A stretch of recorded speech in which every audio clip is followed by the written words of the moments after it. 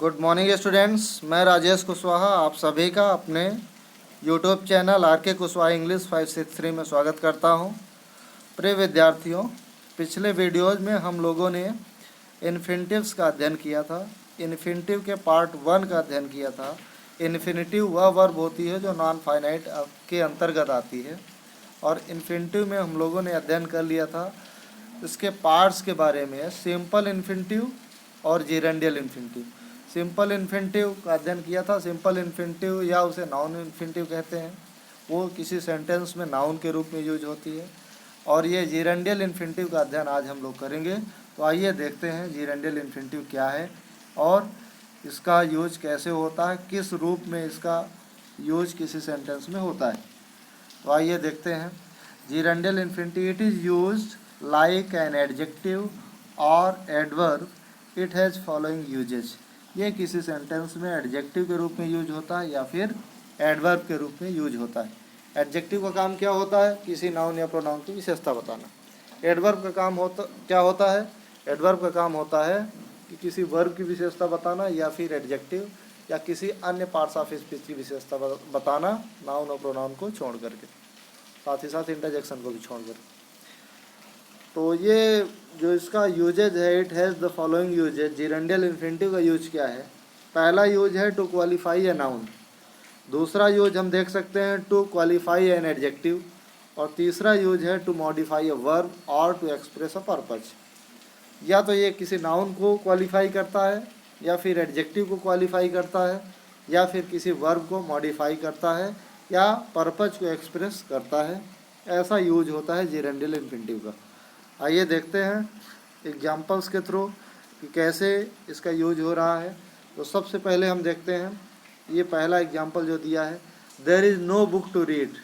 पढ़ने के लिए कोई किताब नहीं। टू रीड ये इन्फिनिटिव है और इस बुक की विशेषता बता रही है। देयर इज़ नो बुक, कोई किताब नहीं है। कैसी किताब? पढ़ने के लिए, यानी किताब की विशेषता बताई जा रही है। यहाँ बुक की ये किसी नाउन की विशेषता बताई जा रही है, तो qualify, to qualify a noun. Second example, I have a house to sell. मेरे पास बेचने के लिए घर है। घर की विशेषता बताई जा रही, कैसा घर है? बेचने के लिए। तीसरा sentence, this is the watch to see. यह घड़ी है टू सेल, टू सेल, देख, बेचने के लिए। This is the watch to sell, यह घड़ी है बेचने के लिए। यह बेचने के लिए घड़ी है। घड़ी की विशेषता बताई जा रही है किसके माध्यम से? इन्फिनिटिव के माध्यम से, टू सेल के माध्यम से। अगला जो सेंटेंस है, fourth sentence, he is not a man to be respected. He is not a man, वह आदमी नहीं है। To be respected, to be respected किसके लिए आया हुआ है? मैन के लिए आया हुआ है। मैन नाउन है, टू बी रिस्पेक्टेड इसकी विशेषता बता रहा है। इसलिए ये जो इन्फिनिटिव हुआ टू बी, यह नाउन की विशेषता बता रहा है, मैन की विशेषता बता रहा है। टू क्वालिफाई या नाउन का काम कर रहा है। अगला सेंटेंस अब देखते हैं, I have no time to waste. मेरे पास वेस्ट करने के लिए समय नहीं है। टाइम एक नाउन है और इस टाइम की विशेषता बताने का काम टू वेस्ट कर रहा है। टू वेस्ट जो विशेषता बताने का काम कर रहा है, I have no time to waste, to waste ये विशेषता बताने का काम कर रहा है, किसकी? टाइम की। इस तरह से हम देख सकते हैं कि इन्फिनिटिव का यूज एडजेक्टिव के रूप में हो रहा है, नाउन की विशेषता बता करके। अब आगे आते हैं, कुछ एग्जाम्पल्स ऐसे देखते हैं जो कि किसी एडजेक्टिव की विशेषता बता रहे हैं। देखिए, छठवां एग्जाम्पल है, this book is good to read. यह किताब पढ़ने में अच्छी है। यह किताब पढ़ने के लिए अच्छी है। तो this book is good to read, this good, ये गुड क्या है? एडजेक्टिव है। इस गुड की विशेषता टू रीड के माध्यम से बता रहा है कि यह गुड किस कार्य में है? टू रीड, पढ़ने के लिए। यानी गुड की विशेषता बता रहा है, यानी गुड को क्वालिफाई कर रहा है। तो ये इन्फिनिटिव किसको क्वालिफाई कर रहा है? एडजेक्टिव। गुड क्या है? एडजेक्टिव है, एडजेक्टिव को क्वालिफाई कर रहा है। Seventh, mangoes are sweet to eat. Sweet adjective है, टू ईट इन्फिनिटिव है, टू ईट इसकी विशेषता बता रहा है। आठवां सेंटेंस देखते हैं, the weather is pleasant to enjoy. Pleasant, pleasant यहाँ जो वर्ब एडजेक्टिव है, यह प्लेजेंट एडजेक्टिव की विशेषता कौन बता रहा है? टू एन्जॉय बता रहा है। टू एन्जॉय इसको क्वालिफाई कर रहा है, इसलिए या मॉडिफाई कर रहा है।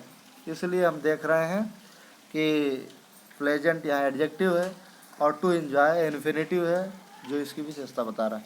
9वें एग्जाम्पल में I am eager to go, मैं जाने के लिए उत्सुक हूँ। Eager is adjective and to go is infinitive, so infinitive is qualifying और modifying this adjective eager. Okay, 10th one is that question is different to solve, वह difficult to solve. That question is difficult to solve, वह question solve करने के लिए difficult. तो solve difficult is adjective and to solve is infinitive and to solve is qualifying difficult. Okay, so you can say that difficult एक adjective है और to solve क्या है, इन्फिनेटिव है जो कि क्वालिफाई कर रहा है। अब कुछ एग्जांपल्स और भी देख लेते हैं जो अलग स्ट्रक्चर के हैं, जो किसी वर्ब को मॉडिफाई कर रहे हैं। तो वर्ब को मॉडिफाई, ही केम टू सी मी, ही केम वह आया, आने की विशेषता बता रहा है to see. To see is infinitive and it is modifying came, so here it is as an adverb. यहाँ इन्फिनेटिव कैसा है, एडवर्ब के रूप में। 12 sentence, we eat to live, हम खाते हैं। टू लिव जीने के लिए, हम जीने के लिए खाते हैं। तो टू लिव क्या हो रहा है, टू लिव ये वर्ब की विशेषता बता रहा है, वर्ब को मॉडिफाई कर रहा है, ईट को मॉडिफाई कर रहा है। अगला एग्जांपल देखते हैं।